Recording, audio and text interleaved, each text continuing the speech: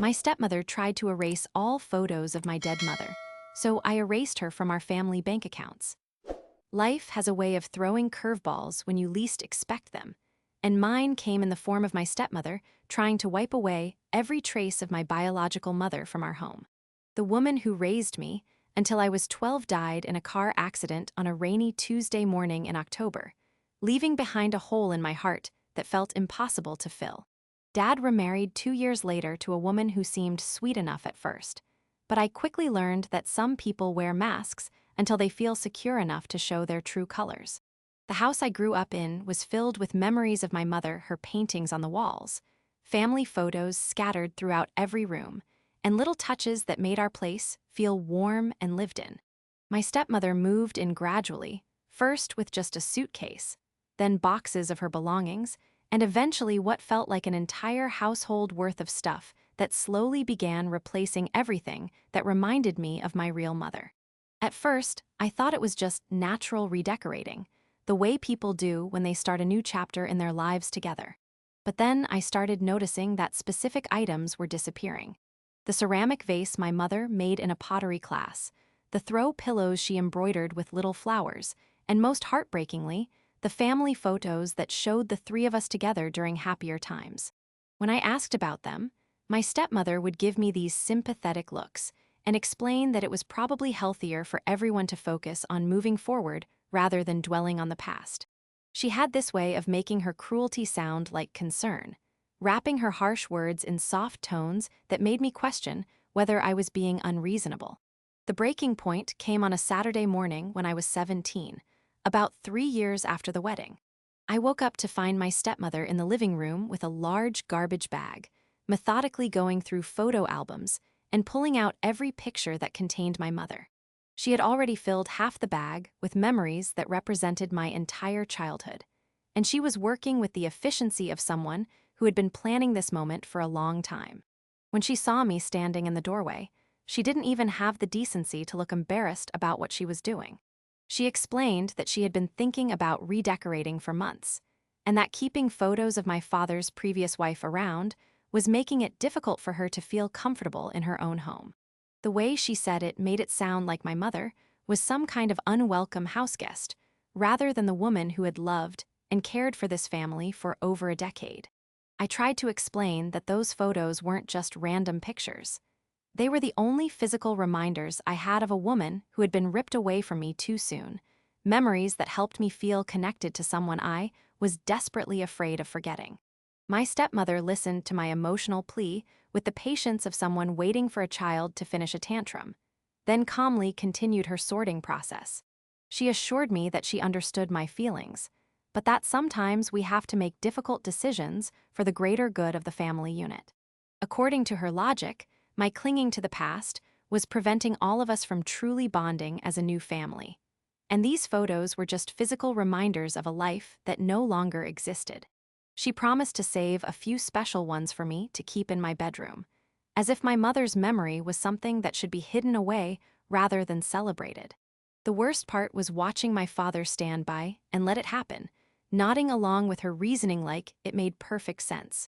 He had always been the type of person who avoided conflict, preferring to go along with whatever would keep the peace rather than standing up for what was right. When I looked to him for support, hoping he would step in and defend the memory of the woman he had once loved enough to marry, he just shrugged and mumbled something about how we all needed to learn to compromise. That moment taught me that sometimes the people who are supposed to protect you will choose their own comfort over your well-being. I spent the rest of that weekend feeling like I was mourning my mother all over again. But this time, the grief was mixed with a burning anger that I had never experienced before. My stepmother had taken something irreplaceable from me, and she had done it with the calculated cruelty of someone who knew exactly how much pain she was causing. The photos she had thrown away weren't just pictures. They were proof that my mother had existed, that she had been loved, and that she had been an important part of the family story that was now being rewritten to exclude her entirely. Over the next few weeks, I found myself paying attention to things I had never noticed before, like the way my stepmother handled money and made decisions about household expenses. She had always been involved in the family finances, but I started to realize that she had gradually taken over almost every aspect of our financial life. She was the one who paid the bills, managed the bank accounts, and made decisions about major purchases, while my father seemed content to let her handle everything that involved money or planning for the future.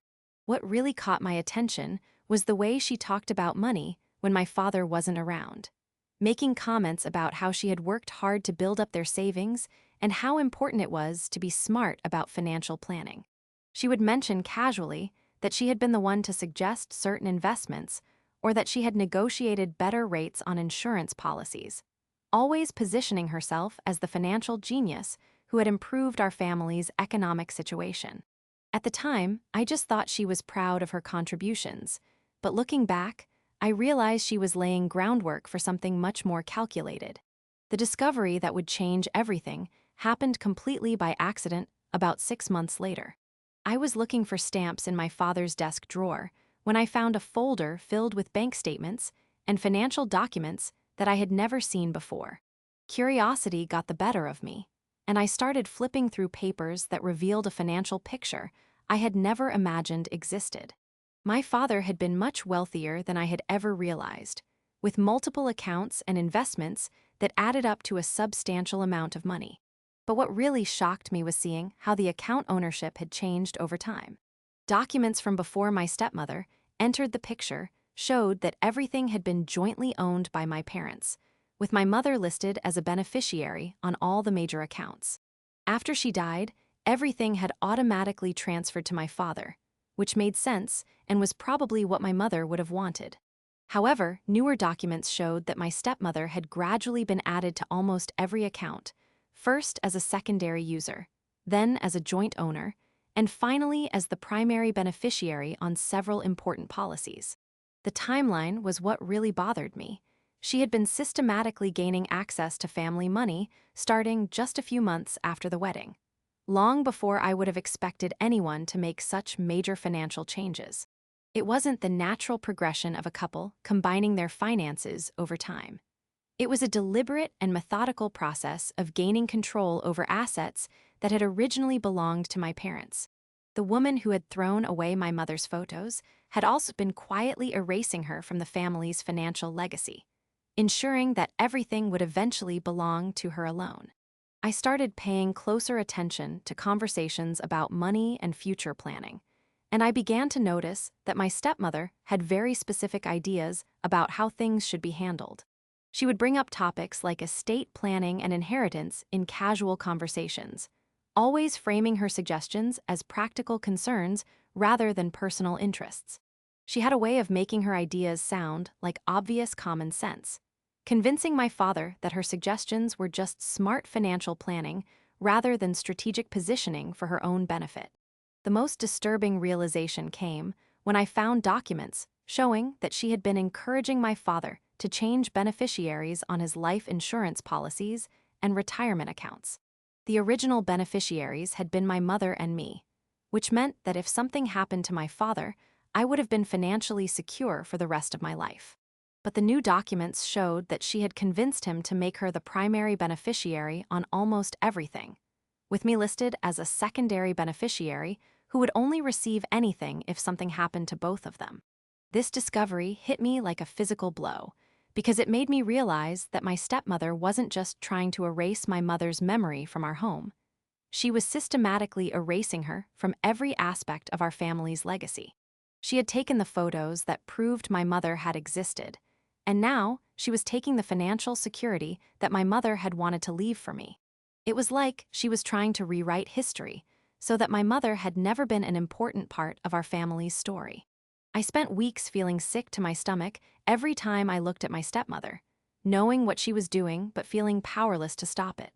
Every time she smiled at me or asked about my day, I could see the calculation behind her eyes, the way she was playing a long game that would eventually leave me with nothing. She had positioned herself perfectly. My father trusted her completely, she had legal access to everything, and she had convinced everyone that she was just being practical about financial planning. The turning point came when I overheard a phone conversation that revealed the full scope of her plans. She was talking to someone about estate planning, discussing strategies for ensuring that assets would be distributed according to her wishes rather than my father's original intentions. She mentioned that she had been working with a financial advisor to restructure things in a way that would minimize complications if something happened to my father, and that she was confident she had covered all the important bases. But what really made my blood run cold was hearing her talk about me like I was an obstacle to be managed rather than a family member to be protected. She referred to me as my father's dependent from his previous marriage, and she discussed strategies for ensuring that I would be provided for without compromising her own financial security. The way she talked about me made it clear that she saw me as a burden that she had inherited along with my father, someone whose needs had to be balanced against her own interests. That conversation made me realize that I couldn't just sit back and hope that things would work out fairly in the end. My stepmother had been planning and strategizing for years, positioning herself to inherit everything while making it look like natural financial planning. She had the advantage of my father's trust and legal access to all the accounts, while I had nothing but the knowledge of what she was doing and the growing certainty that I needed to take action to protect myself. I started researching everything I could about financial planning and estate law, trying to understand exactly how my stepmother had managed to gain so much control over family assets. What I learned was that she had been incredibly smart about the legal aspects of her strategy, using legitimate financial planning tools to achieve goals that were fundamentally selfish. She had convinced my father to make changes that looked reasonable on the surface, but were actually designed to benefit her at my expense. The more I learned, the more I realized that my stepmother had been playing a much longer game than I had ever imagined. She hadn't just randomly decided to throw away my mother's photos. That had been part of a systematic effort to erase any evidence that my mother had been an important part of our family's story. By removing the photos, she was making it easier to justify why my mother's memory shouldn't influence decisions about inheritance and financial planning. I also discovered that she had been subtly poisoning my father's perception of me, making comments about how I was struggling to move on from my mother's death and how my emotional attachment to the past was preventing me from accepting her as a real family member. She had been presenting my grief as a character flaw rather than a natural response to loss, convincing my father that catering to my emotional needs was actually harmful to my development as a person. The breakthrough came when I realized that my stepmother had made one critical mistake in her financial maneuvering. She had been so focused on gaining control over the big accounts that she had overlooked some of the smaller details. While she had managed to get herself added to most of the major bank accounts and investment funds, there were still a few accounts that she didn't have access to, including some that contained significant amounts of money that my father had forgotten about or hadn't mentioned to her. More importantly, I discovered that my father had given me access to several accounts when I turned 18, partly as a way of teaching me about financial responsibility and partly as a practical matter since I was starting college and would need to manage money on my own. At the time, I had thought these were just checking accounts with modest amounts for my personal expenses, but when I looked more carefully, I realized that some of them were connected to much larger financial arrangements that my stepmother didn't know about. The account that would change everything was one that my father had set up as a joint account with me shortly after my 18th birthday. He had explained that it was for emergency purposes and college expenses, and I had been using it occasionally for textbooks and other school-related costs. But when I examined the account more carefully, I discovered that it was actually connected to a much larger trust that my mother had established before she died. Money that was supposed to be held for my education and future needs. What made this discovery even more significant was realizing that my stepmother had been systematically transferring money from other family accounts into accounts that she controlled exclusively. She had been doing this gradually over several years, moving small amounts that wouldn't be noticed immediately, but that added up to substantial sums over time. She had been essentially stealing from the family's shared resources to build up her own personal financial security. The most shocking discovery was finding evidence that she had been using money from my college fund to pay for her own expenses and purchases. The account that was supposed to be reserved for my education had been slowly drained over the past 2 years, with transfers that coincided with major purchases she had made for herself. She had been literally taking money that my mother had saved for my future and using it to fund her own lifestyle. This revelation made me realize that my stepmother wasn't just planning to inherit everything when my father died. She was actively stealing from me in the present, taking money that legally belonged to me and using it for her own purposes. She had been so confident in her ability to control the family's finances that she had gotten careless about covering her tracks, leaving a paper trail that clearly showed what she had been doing. The decision to take action wasn't easy, because I knew that fighting back would probably destroy any chance of maintaining a peaceful relationship with my father. But I also knew that if I didn't do something to protect myself, I would end up with nothing: no financial security, no inheritance from my mother, and no way to build a future for myself. My stepmother had declared war on my mother's memory and my financial security, and I realized that I had to fight back or risk losing everything. The plan I developed was inspired by my stepmother's own tactics. I would use the legitimate financial access I had to protect myself and ensure that my mother's intentions were honored. Since I had legal access to several accounts that my stepmother didn't know about, I could transfer money to secure locations before she realized what was happening. It wasn't stealing, because the money was legally mine or was money that my mother had specifically saved for me. The first step was transferring the remainder of my college fund to a new account that only I had access to, ensuring that my stepmother couldn't continue draining money that was supposed to be for my education. I also moved money from the joint account with my father to a separate account, taking only amounts that I could justify as legitimate expenses for school and living costs. I was careful to document everything and keep records that would prove I had only taken money that was rightfully mine. But the most satisfying part of my plan was using my access to the family's main checking account to remove my stepmother as an authorized user on several important accounts. Since my father had given me administrative access when I turned 18, I had the legal right to make these changes, and I used that access to ensure that my stepmother could no longer drain money from accounts that were supposed to be for family expenses. I didn't take money that belonged to her or my father, but I did make sure that she couldn't continue taking money that belonged to me. The timing was crucial, because I wanted to make these changes when my stepmother was least likely to notice immediately. I waited until she was going out of town for a weekend to visit her sister, giving me time to make all the necessary changes and transfer the money to secure locations. By the time she returned and realized what had happened, all the money that was legally mine would be safely out of her reach. The weekend I put my plan into action was both terrifying and exhilarating, because I knew that I was taking a step that would change everything between my stepmother and me. As I sat at my computer making transfers and closing accounts, I felt like I was finally fighting back against someone who had been systematically destroying my family's legacy. Every transaction was a small victory against the woman who had thrown away my mother's photos and tried to erase her from our family's story. The most emotional moment came when I transferred the money from my college fund to the new account, because I realized that I was finally protecting something that my mother had specifically saved for me. She had worked and saved and planned for my future, and my stepmother had been stealing that future one transaction at a time. By securing that money, I was honoring my mother's memory and ensuring that her sacrifices wouldn't be wasted. When my stepmother returned from her trip and discovered what I had done, the mask of sweetness finally fell away completely. She stormed into my room screaming about how I had stolen money from the family and how I was ungrateful for everything she had done for me.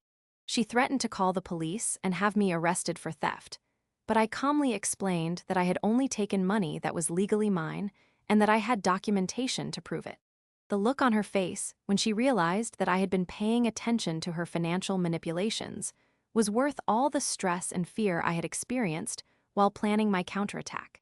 She had been so confident in her ability to control the family's money that she had never considered the possibility that I might fight back using the same legal tools she had been using against me. For the first time since I had known her, she looked genuinely worried about the consequences of her actions. My father's reaction was more complicated, because he was caught between loyalty to his wife and the growing realization that she had been manipulating him for years. When I showed him the documentation of how money had been moved around and how my college fund had been drained, he looked like someone who was seeing clearly for the first time in years. He had trusted her completely, and discovering that she had been systematically stealing from his daughter was a betrayal that shook him to his core. The conversations that followed were painful but necessary, because they forced all of us to confront the reality of what had been happening in our family. My stepmother tried to frame her actions as practical financial management, but when faced with concrete evidence of how she had been transferring money to her own accounts, she couldn't maintain her usual facade of innocent concern. She had been caught red-handed, and everyone could see exactly what she had been doing. The aftermath of my financial counterattack was messy and complicated, but it also felt like a weight had been lifted from my shoulders. For the first time in years, I wasn't worried about my stepmother secretly undermining my future or erasing my mother's memory. I had protected myself and honored my mother's legacy, and I had done it using the same legal tools that my stepmother had been using against me. My father eventually asked my stepmother to leave, not because of any dramatic confrontation, but because he couldn't trust someone who had been stealing from his daughter while pretending to care about family unity. The divorce was quiet and efficient, with my stepmother taking only what was legally hers and leaving behind the home she had tried to remake in her own image. She had played a long game and lost, defeated by someone she had underestimated. Looking back on that experience, I realized that my stepmother taught me valuable lessons about standing up for myself and protecting what matters most. She showed me that sometimes people who seem caring and supportive are actually working against your best interests, and that you have to be willing to fight back when someone tries to erase your family's legacy. Most importantly, she taught me that my mother's memory was worth fighting for, and that I had the strength to honor that memory even when it meant taking difficult action. The house feels different now, lighter somehow, without the constant tension of living with someone who was secretly working against me. My father and I have been able to rebuild our relationship now that he understands what was really happening. And we've been working together to restore some of the family photos and mementos that my stepmother had thrown away. It's not the same as having my mother back, but it feels like we're finally honoring her memory in the way she deserved. The money I secured is now safely invested for my future, exactly as my mother had intended when she started saving for my education and adult life. Every time I check those account balances, I think about how proud she would be to know that I stood up for myself and protected the future she had worked so hard to provide. My stepmother may have tried to erase my mother's influence from our family, but in the end, it was my mother's love and planning that gave me the tools to fight back and win.